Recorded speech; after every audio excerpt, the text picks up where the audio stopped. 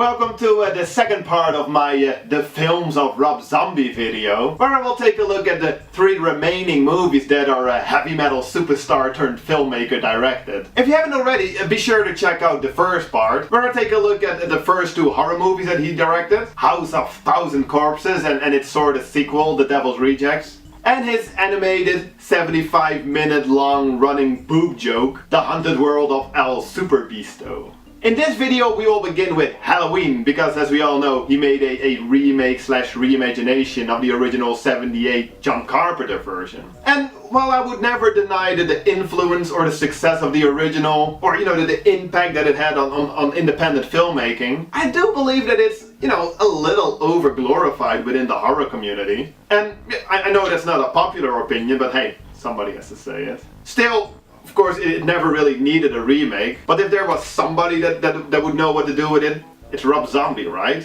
At least, that's what I would say if I hadn't seen his first 2 live-action horror movies.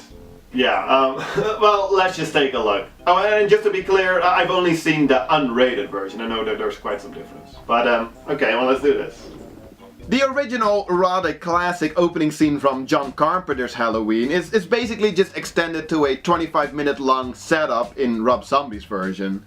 Immediately we're treated with the widest of trash.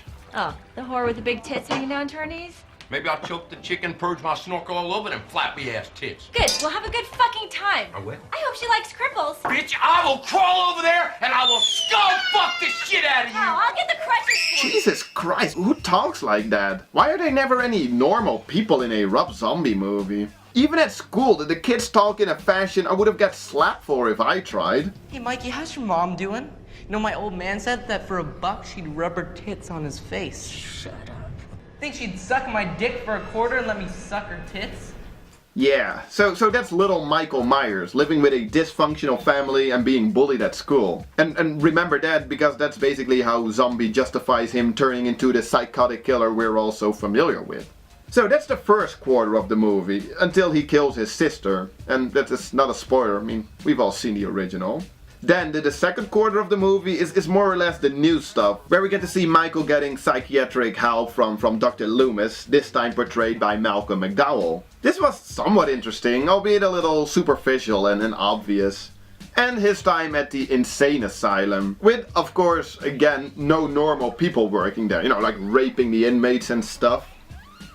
From what I understand, from what I read online, this whole setup, the whole giving Michael Myers a backstory, it's been heavily criticized. But in all honesty, I didn't really mind that at all. I mean, if we consider this to be a reimagination, then Michael Myers doesn't have to be like the embodiment of evil. He could just as well be, just a psycho killer. And in that case, I think a little backstory never hurt nobody. Either way, I feel like for Zombie it was like a lose-lose situation. Because now he gets all this critique for adding a backstory. But otherwise he would have gotten shit for just, exactly following the original, so. So, some 55 minutes in, we finally get to see Haddonfield, present day, where we also finally meet Laurie Strode. And this is also the first time it really feels like a Halloween movie. Not that that's necessary, but it's still nice. Although we did already get to hear the iconic, slightly updated theme song, which sounded really nice actually. Fucking dead! And of course we already got to see the mask, which still looks cool. It just looks ridiculous when the kid wears it.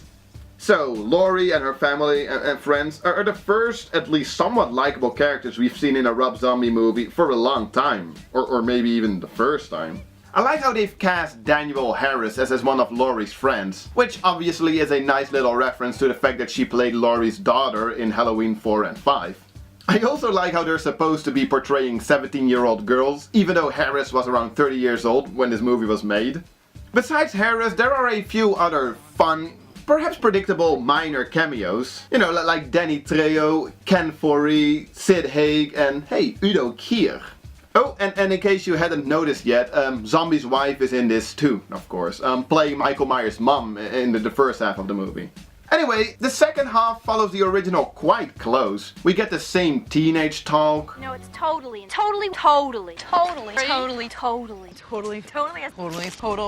family. Yes. And the same physics that still don't make any sense 30 years later.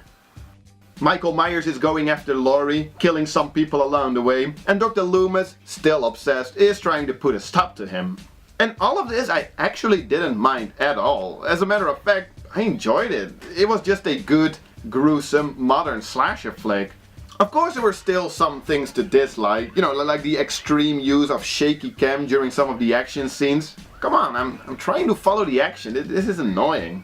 And the ending went on for maybe a little too long, but overall, I was not disappointed.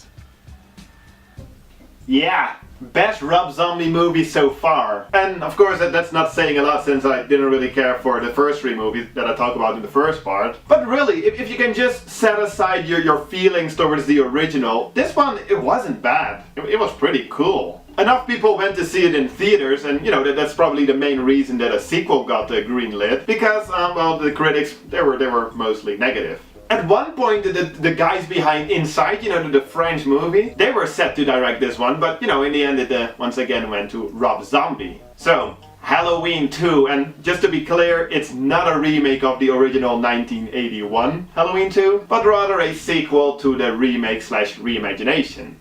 Yeah. Well, let's see, and well, once again, I've only seen the unrated version. So, the movie continues right after where the first one ended, with some casual banter that by now I think is how Rob Zombie thinks is how people actually talk. I heard a story about a couple of meat wagon boys fucking corpses over in Essex. I ain't never had the urge till tonight. So, we're immediately right in the action with Michael Myers coming to the hospital, still determined to kill Laurie. Exciting stuff, but then... Are you fucking kidding me? And no joke, at this point, we're already 25 minutes into the movie. So you're telling me that 1/4 of the whole movie is just a dream? Come on, guys. So then the story really starts, and it's actually 2 years later. And in 2 years, a lot of stuff happened. Most notably, all the likable characters from the first one, mainly Laurie and then Dr. Loomis, have changed into completely unlikable characters, giving us the Rob Zombie signature trait of having 0 likable characters in his movie. Laurie, she's dealing with the trauma caused by the events in the first movie, and is now no better than Michael's dysfunctional family that we saw in the first part. You know what, if I hear that fucking phrase one more fucking time, I mean, she just fucking sits there in her fucking leather chair and judges me like she's fucking God. It's her job. Very cool, you know, cursing, it's very cool. She's now living with her friend that's played by Danielle Harris, and is mostly, you know, just being annoying. Then we have Dr. Loomis, who is turned into a complete cartoon character who wrote a book about Michael Myers and is now a fame and money-hungry asshole. Well, I think it's a mistake. Oh yeah, you do you? Yes. Well, when I want your opinion, I'll beat it out of you. What the hell? And that sucks, you know. In all the Halloween sequels, Dr. Loomis was often the best part about those movies. And here you couldn't care less if he lives or dies. And then, besides 2 unlikable main characters, we have what I will call the white horse metaphor. A reoccurring theme in the movie where Michael Myers sees his younger self together with his mother on a white horse. Most likely just a weak excuse by Mr. Zombie to have Mrs. Zombie appear again in this movie, in a white dress. Since she, spoiler alert, she killed herself in the first movie. So, all in all, this doesn't feel like a Halloween movie anymore. It's really just a Rob Zombie flick. And I know I kind of make that sound like it's a bad thing, because it kind of is. And really, it's not like I need like traditional good guys, bad guys. But really, if your main characters are, besides unlikable, also just annoying, which is definitely the case with Dr. Loomis 2.0, and actually also with Laurie, then it's just really hard to get into a movie. And, well, that's not a good thing. The only good thing about unlikable characters is that it's more satisfying when Michael Myers pays a visit to kill them. The bad thing about that, however, is that you can't see shit because of the shaky camera work. Jesus, what's going on? And why is Michael Myers at a strip club anyway? I don't know about this one, guys. Going into this one after a rather exciting first Halloween movie, this really is just a big disappointment. It's really just more dream sequences, more Mrs. Zombie on a horse, more annoying Dr. Loomis, and more over-the-top stabbing sound effects. And then a silly ending I don't even really want to go into. Sure, there are some cool, some pretty good looking shots every now and then, but that really doesn't save this one from being mostly just annoying and, you know, quite forgettable. Well, except this scene where a cop is sad because he finds his daughter's dead body, but his reaction, it's more funny than heartbreaking. Oh no, Andy! Yeah. I get that Rob Zombie was trying to do something different with this one, and you know, I respect him for that. It just happens to be that he made something that I don't really care for at all. I wonder how John Carpenter feels about these movies. I know that he was cool with Rob Zombie doing the first one, and you know, from what I understand, they sort of have like a friendship going on. But at the same time, in some interviews when he talks about the movies, you know, he comes across as rather indifferent towards them. Oh well, I mean, in the end, doesn't really matter. So, let's just take a look at what for now is the latest movie that Rob Zombie has created. The Lords of Salem. Ooh. Let's see. So, after some 10 years, Sheri Moon finally managed to land a leading role in a movie. A Rob Zombie movie, that is, but hey, it's a start. She plays an ex-junkie, of course, named Heidi, that's working as a DJ for this hard rock radio station. One day she receives a package with an LP by The Lords of Salem, and whenever she plays the music, it's all, you know, it's all creepy, and it causes Heidi to see these crazy visions. And that's the setup to an extremely convoluted plot that in short is about a group of witches in the 17th century that were killed by a reverend, but not before one of the witches, cursed the reverend's bloodline to carry the devil's child. And, of course, Heidi is a descendant of that reverend. And really, that's not too bad. I mean, witchcraft and all that, while not super original, I mean, if you do it right, it can still be interesting. Definitely if you give it like a little twist somewhere. And well, Rob Zombie, he gave it a twist already. Because really, if you think about the movie's plot and storyline for longer than, I don't know, 5 seconds, it's completely ridiculous. But of course, I do want to talk about that, but then the remaining of this review will definitely contain some spoilers, so if you want to skip that, you know, skip to here. It's so, okay, so these witches, they waited a couple of centuries until a super granddaughter of the Reverend became a DJ, so they could send her some cursed music that they made for her to play on the radio. See, they're like a band of witches, not a coven. It's so, at one point in the movie, at the radio station, they give away tickets for an upcoming Lords of Salem concert. What? That's so weird if you think about it. A band of witches, they book this huge venue to play their demonic music, and there's even people showing up. Not nearly enough to cover the costs of booking the venue, I presume. Definitely not when all the tickets were given away for free. All of this just doesn't really make any sense to me, or I'm just, like, completely missing the point. From a visual point of view, this is probably the best looking Rob Zombie movie. The cinematography and some of the sets and locations, it looks really great. The movie does a good job at establishing a great mood and atmosphere. It's definitely the most surreal out of Zombie's movies, and that's an interesting new approach for him. And in all honesty, he's not bad at creating some beautiful imagery.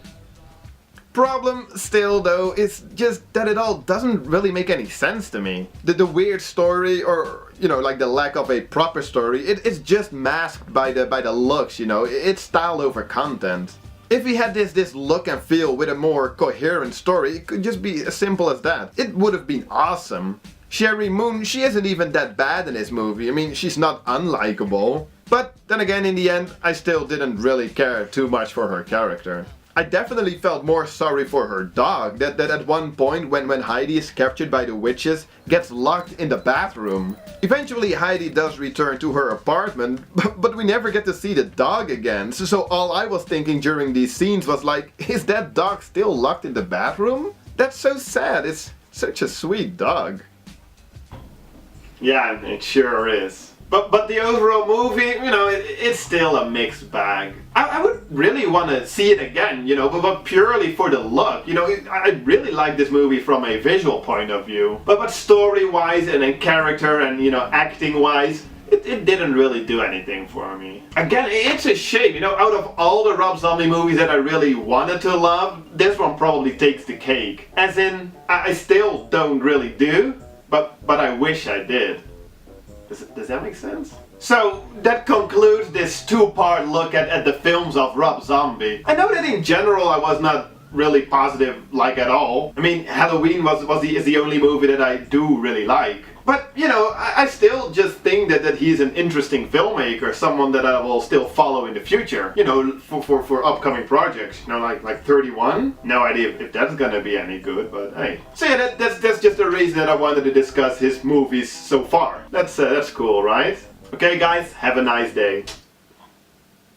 Hey guys, if you enjoyed this video or the stuff on my channel in general, please consider supporting all of that by going over to patreon.com/horriblereviews. There's a short video on that page, just check it out, that will explain everything. By doing so, it'll make it easier for me to make more videos and, you know, crank up the quality a little bit. You see the list of people over there? They are already supporting and, you know, that's awesome. Thank you guys. If not, doesn't matter, nothing will change. I mean, I'll still try to make as many videos as possible. So thank you and see you next time.